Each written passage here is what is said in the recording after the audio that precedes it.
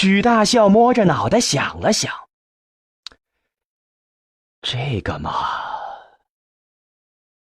时间长了，我也记不清楚了。具体的，还得问发明者本人。林云拿起电话话筒，递给了我。马上打电话问他，要是行，就让他到北京来。我们一定要尽快配置出一批这种涂料。他是一个癌症病人。我很为难地看着他。许大笑说：“先问一下吧，没有关系的。”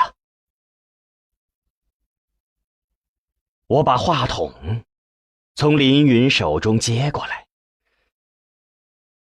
不知道他是在家还是在住院。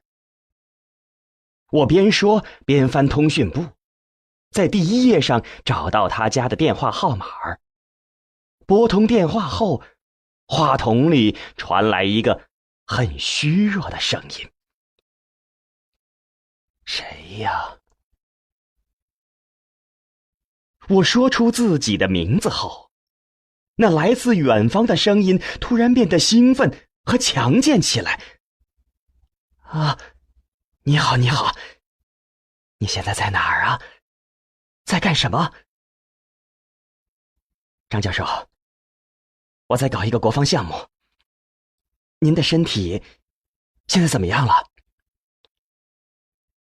这么说，你有进展了？”他没有回答我的问题，径直问道：“在电话里不好说，您身体怎么样啊？”“一天不如一天了。赵宇来看过我，他可能告诉过你了吧？”“啊，是的。你那边医疗条件怎么样啊？”在我说话的时候，林云在旁边着急的低声催促：“问呢。”我捂住话筒厉声说：“走开！”当我把话筒又放到耳边时，听到张斌说：“我又收集到一些那方面的研究资料，正准备给你寄过去。”“张教授，我想问您另一件事儿，是关于您研制的那种高压线防雷涂料。”“哦，那东西在经济上没有实用价值，早就被束之高阁了。你想知道什么呢？它需要接地吗？”“不需要，全凭它自身的屏蔽作用。我们想把它用在飞机上。”“飞机上恐怕不行吧？那种涂料产生的涂层表面很粗糙，肯定不符合飞机表面所要求的空气动力学指标吧。另外，飞机的机身蒙皮与高压线不是同一种材料，不知道涂上去以后长期会不会对蒙皮产生腐蚀作用。您说的这些都无所谓，我只想知道它能不能对飞机产生防雷效果。”“啊，那是肯定的，只要涂层达到一定的厚度，飞机甚至可以穿过雷雨云。其实，这种涂料在这方面有过实际应用，但不是在飞机上。那年，学校大气实验室有个项目，用探空气球探测雷雨云的结构。可是连着好几次，气球和吊在下面的仪器舱入云不久，就被云中的闪电击毁了。后来他们找到了我，把仪器舱和气球上都涂上了一层防雷涂料，结果入云和回收几十次都没有遭到雷击。那可能是这种涂料唯一的一次实际应用了。这太好了！我想问问您，现在还剩有那种涂料的成品吗？还有，放在大气电学实验室的仓库里，应该还能用。涂一架小型飞机应该差不多够的。管理员嫌那些密封桶占地方，好几次要把它们扔了，我都没让。要真是有用，你就都拿去吧。我这儿还有全套的资料，重新配置也不会太困难。哎，我想问问啊，如果不方便的话，你当然可以不说。这同球状闪电的研究有关吗？是的。这么说，你真的有进展了？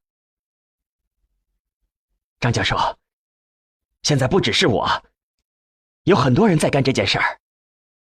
至于进展，很可能会有的。那好，我马上去你那儿。至少在涂料这件事上，你们还是需要我的。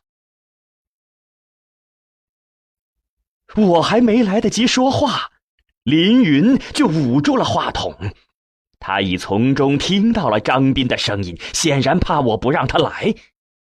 他低声对我说：“他来了之后，可以住进301医院，医疗条件总比那边好吧？再说，如果资料齐全的话，他也不会费太多神的。”我看看许大校，他接过话筒。他们显然常联系，所以并没有太多的寒暄。大校问道：“您那些涂料总共大概有多少啊？”2吨。好，您就在家等着，我们会去接您的。第二天下午，我和林云到南苑机场去接张斌。我们在停机坪上等飞机。时值盛夏，但一场暴雨刚过，把多日的闷热一扫而光，空气清新而凉爽。经过多日的紧张忙碌，这时有一种难得的闲适的感觉。你在工作中对我越来越反感了，是吗？林云问我。知道你像什么吗？说说看。你就像一艘在夜海上向着远方灯塔行驶的船。整个世界只有那个闪亮的灯塔对你是有意义的，其他部分都看不到。真有诗意。可你不觉得这也是在描述你自己吗？我知道他说的是对的。有时候，人最不能容忍在别人身上看到自己的影子。这时，我回忆起了大一时那个图书馆中的深夜。那个漂亮的女孩问我在找什么。他的目光仍清晰地印在我的脑海里。那是一种看异类的目光。我相信，也一定有男孩子用那种目光看过林云。我们都是游离于时代之外的人，同时也游离于对方之外。我们永远不能相互融合。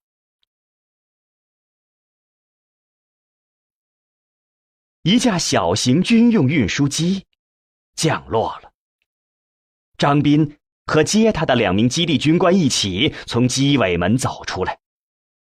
张斌的状态看上去比我想象中的好多了，甚至比1年前在学院分别的时候还好，不像是绝症在身。当我对他说出这点时，他说：“我2天前还不是这样的。接到你的电话，我的病就好了一半。”他指指正在从机舱里卸下的4个铁桶，说：“喏，这就是你们要的涂料。”许大校说：“我们估计了一下，1桶半就够涂1架直升机，这些肯定够2架用的。”上汽车前，张斌对我说：“许大校已经把你们的想法告诉我了。对他，我现在还做不出什么评价，但有个直觉，这次你我可能真的要再次看到球状闪电了。”他仰视着雨后初晴的天空，长出了一口气。要那样就太好了。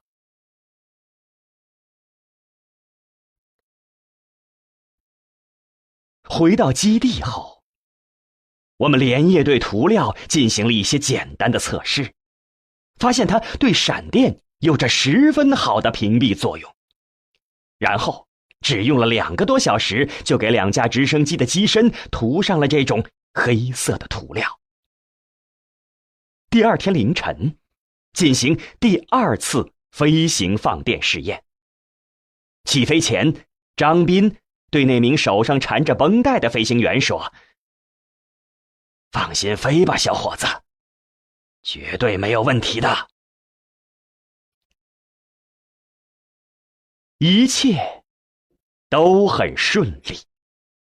2架直升机在5000米高度点燃了电弧，并带着它安全飞行了10分钟，然后在人们的一片掌声中降落。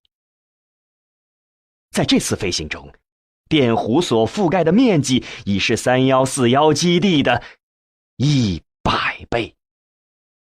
但比起将要进行的大面积扫描来，这个数字还是微不足道的。我告诉张斌，在空中进行的大面积扫描将在2天后开始。张斌说：“到时候一定叫我来呀。”看着送张斌的汽车远去，我突然感觉到一种前所未有的虚脱。面对眼前这2架螺旋桨还没停转的直升机，我对旁边的林云说：“我们已经把赌注放到大自然面前了，会不会血本无归呢？你真能相信这张网能在空中激发什么吗？”林云说：“别想那么多，向前走就是了。”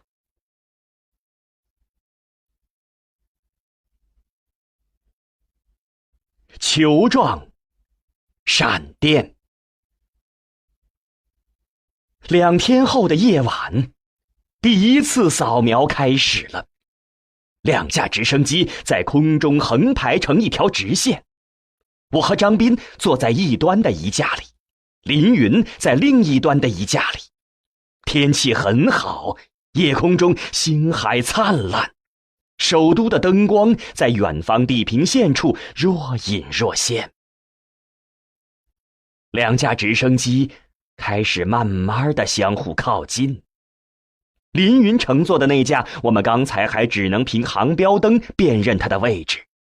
随着距离的缩短，它的轮廓开始在夜空中显现出来。渐渐的，我又看清了被航标灯照亮的机号和81徽标。最后，连林云和对方飞行员那被仪表盘上的红灯照亮的面孔都看得很清晰了。一声清脆的爆裂声之后，那架直升机突然清晰地凸现于一片刺眼的蓝光之中。我们的机舱中也充满了这种蓝色的电光。由于2机距离很近，电极又处于机身的下方，所以只能看到电弧的一小段。它那刺目的蓝光让人不敢直视。弧光中，我和林云遥遥相对地挥了挥手。戴上护目镜！飞行员大声地提醒我们。我扭头看看张斌，他没戴护目镜，也没看电弧。他的双眼看着被弧光照亮的舱顶，像在等待，又像在沉思。我戴上护目镜后，立刻除了电弧之外，什么都看不见了。随着直升机间的距离渐渐拉长，电弧也在变长。这时，我戴着护目镜的眼中的宇宙十分简单，只有无际的黑色虚空和这条长长的电弧。其实，这个宇宙更像我们正在探索的境界，那是一个无形的电磁宇宙。在那个宇宙中，实体世界是不存在的，只有无形的场和波。我看到的画面让我失去了最后的信心。在这画面给我的直觉上，很难相信这个漆黑的宇宙中，除了这道电弧，还能有什么别的东西。